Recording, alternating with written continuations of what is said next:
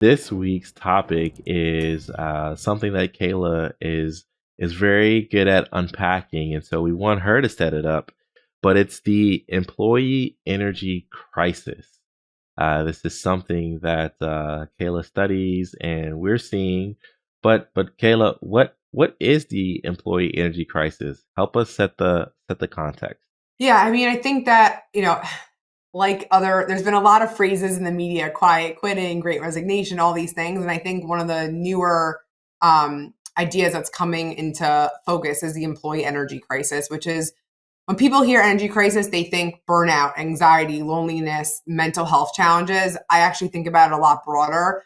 Just like we spoke about before, total well being, it's not just mental health, it's physical, it's career, it's spiritual, it's feeling connected. So the employee energy crisis is that people are just like depleted. They are not happy, they're not inspired, and because of that, they're not performing. And I think again, a lot of people have said it's burnout. It's all the burnout. It's more than burnout, in my opinion. It's a lot of different things. I think that because most companies are not taking a holistic approach to how to manage employee well-being and development, they're experiencing this energy crisis where you're seeing declines in performance. You're seeing these trends like quiet quitting, and so it's been. I think most companies are experiencing it, and they're just not sure exactly how to deal with it or how to solve it because it's so multifaceted that there's not just like one solution to fix it. Yeah, and I think that makes it a little bit intimidating for folks when there's more than one factor that you have to consider that goes into the equation. And unfortunately, that just means that some companies will just continue with the status quo and hope that things get better. When no, you have to be intentional and methodical about how you approach that crisis. What do you think, Summer?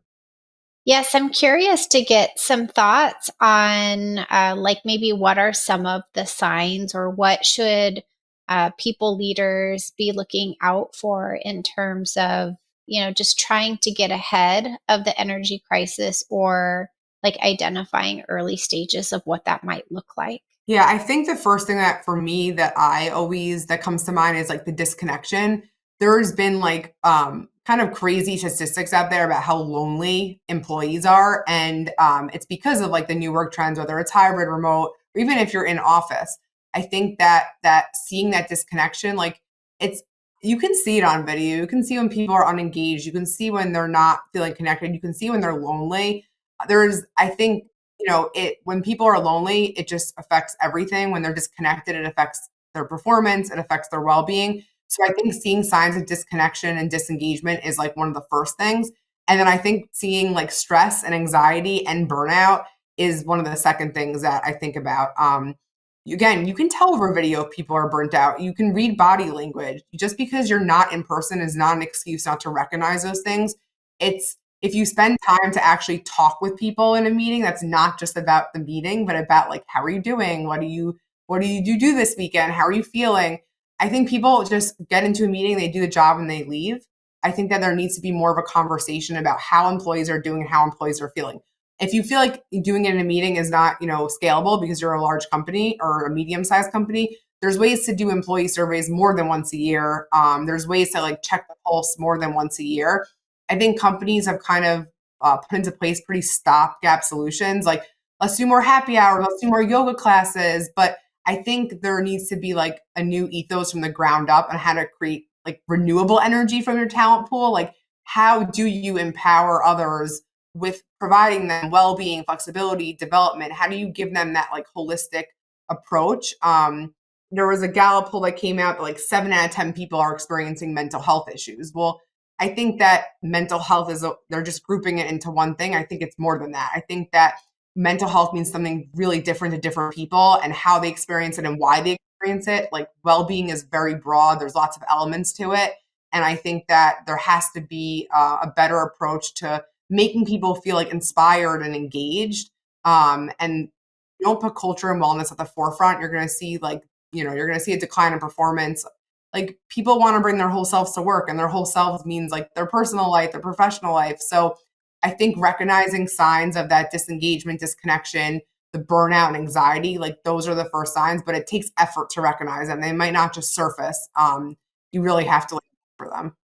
I love what you said, and it made me think about, and I pulled up the UN's Sustainable Development Goals, and someone had brought this to my attention maybe last year or sometime, but I was so surprised that great jobs. Well, it's number 8 is a sustainability goal is good jobs and economic growth, but underneath that you have the umbrella of well-being at work. And so I had never prior to that equated sustainability to the workplace and more specifically employee mental health. But it's a goal that's on top of the UN's radar. We had just seen in the Wall Street Journal's exclusive about the U.S. Surgeon General saying that toxic jobs is now a focus for well-being. And even prior to that, thinking about, I don't know who it was, but someone said if you're under the age of 65, you need to be screened for anxiety. And it's like, well, duh, what's causing the anxiety? It's like crazy. It's a crazy workplace. So I couldn't see a better time to focus on the employee energy crisis and what we can do to manage that. Because to your point, quiet quitting or just low engagement or individuals leaving for opportunities of growth and development. Like without the stimulation, without the protection of the mental health, you're going to have employees either, having a less than optimal experience at your job, and that means they're less than optimally productive, or they're going to leave your company and go into greener pastures. So I was when the U.S. Surgeon General came out with like his framework for workplace wellness, we like cheered at our company because like he really emphasizes the connection between like the well-being of workers and the health of organizations. I think prior to the pandemic, like it was like this is your work life and your well-being, like check it at the door. Like we're not responsible for that.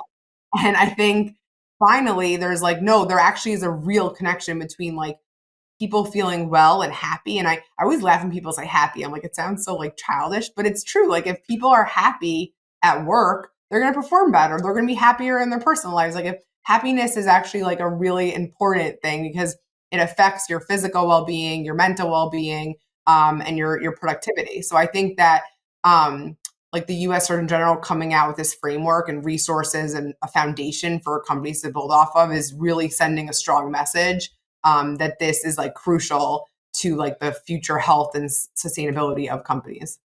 absolutely, absolutely. So, we dig in the trenches a bit and talk about this topic.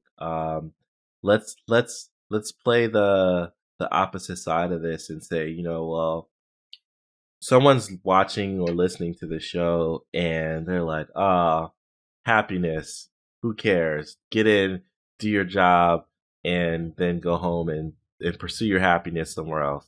What are this is for both of you? What are some of the implications of getting this wrong or not paying attention to it? How might that play out at work? I mean, I think that that's like the easy way out to say, this is a job. If people aren't happy, just leave, right? Like that was kind of the way of the past. I think the implications are when someone's, let's say, unhappy at work or unwell at work, it actually spreads to the rest of the workforce. I think there's been a lot of focus on self care, but there needs to be a greater focus on team care because if your team is not doing well, then you're just all not going to perform well. So I think the implications are that it actually spreads to the rest of your organization. It can have a huge effect on culture. I know culture is a word that's overplayed a lot, but culture is crucial to people staying at your company for the long end. Like think about how much it costs to replace an employee. If you have employees that are actually staying there for like a significant amount of time, they're adding real value, they're helping you innovate, they're helping you strategize. So I think that the implications are a cost on trying to get new talent in the door, trying to like attract people that want to join a company that's not focused on that. So I think that there's a lot of costs involved, like monetarily, and then there's costs to your culture and the rest of your employees who, people, if someone leading a meeting is in a bad mood, it kind of spills to everyone. Like you kind of get grumpy, right? If your partner's in a bad mood, if your child's in a bad mood, you're going to be grumpy too, and you're going to be in a bad mood. So I think that it spreads, right? It's like contagious. So I think that the implications are that even if you don't focus on these things that might seem soft, they'll actually affect the hard aspects of a company. I hope to live to see the day when we stop calling HR a cost center and we realize that it actually does drive performance when you do it the right way. That's all I'll say. Sommer, go ahead. Go ahead.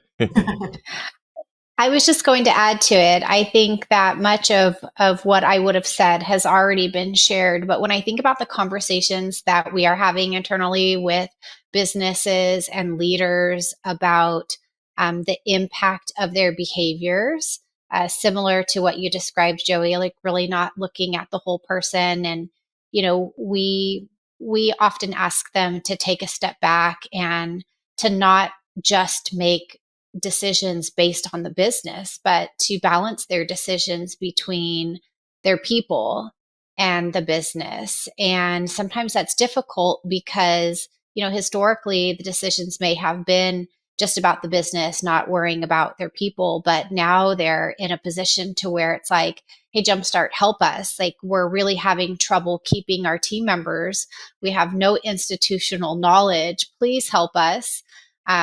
We have very hard time recruiting new team members. And it's like, okay, well, let's take a step back and look at the root cause. And if the root cause is that, well, they are not your priority, if you want to run a business, even just a couple years from now, that's successful, this is like number one top of list needs to be resolved. It's interesting when we interview people, to bring onto our team, I'm always looking for them to ask about like the culture of the company and like what we're doing well and we're not doing well. I think when people are just too focused on the job, it makes me wonder if they're the right fit, because as you join companies, you should be asking, like, how would you describe your culture? Like, what do you think you're doing well in terms of the employee experience? What are you not doing well?